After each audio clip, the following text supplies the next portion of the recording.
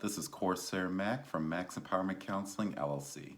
Even though it isn't February yet, we are going to briefly go over some of the things that are needed for a healthy relationship. So sit back, relax, take everything I say with a grain of salt, do your own research, and enjoy the video.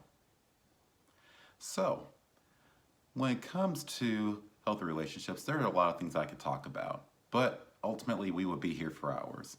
So I'll just focus on one thing, and that is healthy and effective communication. A majority of arguments are caused because someone miscommunicated something to their partner or significant other.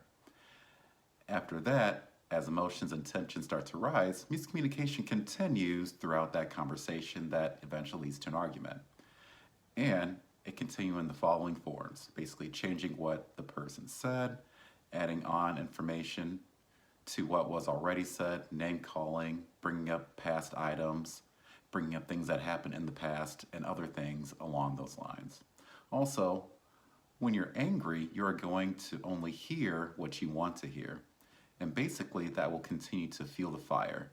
The reason for that is due to the fact that people believe there has to be a winner and a loser when an argument happens, right? So if you feel like you're winning or if you feel like you're losing, you'll start to listen out for those key words instead of listening to the entire sentence or what the other person is basically explaining.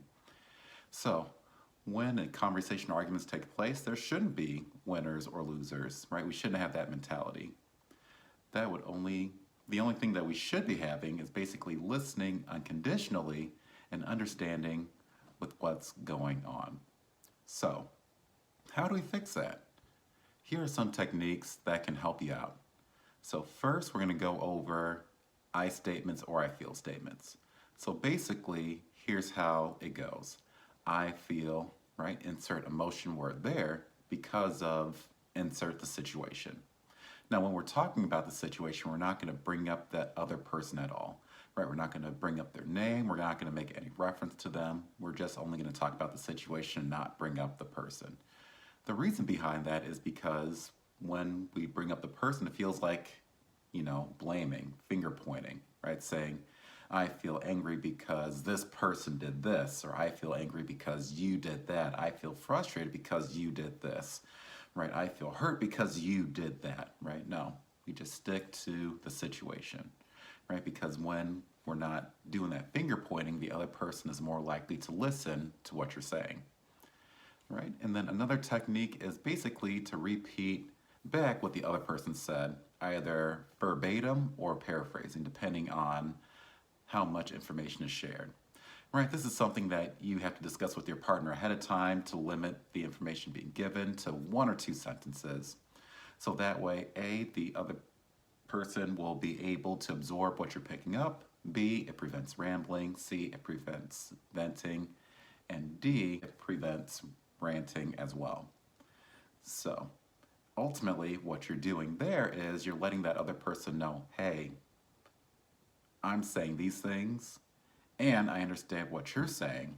Basically you're saying A, B, C, X, Y, and Z, and that'll cause the person to be a lot less argumentative because what they said is basically getting through and they're heard. Lastly, right, I would always say create some rules of engagement. That's another technique. So basically what rules of engagement are rules that both people agree upon, right? It can't be just one person implementing the rule here. Both people have to agree on it of what will happen during an argument, right? If a conversation leads into it, right? And ultimately, when that happens, both people are on the same page. So that way there's no power imbalance. Everybody knows what to expect and other things along those lines. So some of the rules are, and then again, you don't have to use these rules if you need them, right? No bringing up the past, no interrupting each other, repeat what the other person said, either verbatim or paraphrasing. If it's verbatim, keep it to 1 to 2 sentences. If anger runs high and someone needs a break, take a 10 to 15 minute break, then come back to the conversation. Because ultimately what we're trying to do is get to some sort of understanding before you guys go to bed, right? You don't want to go to bed angry. All right, so other than that, that's about it. Thank you guys very much for listening. If you're interested in hearing more, please feel free to look at any of the other videos I have on my YouTube channel or go to mackec.com. All right, thank you guys very much. and have a great rest of your day. Bye-bye.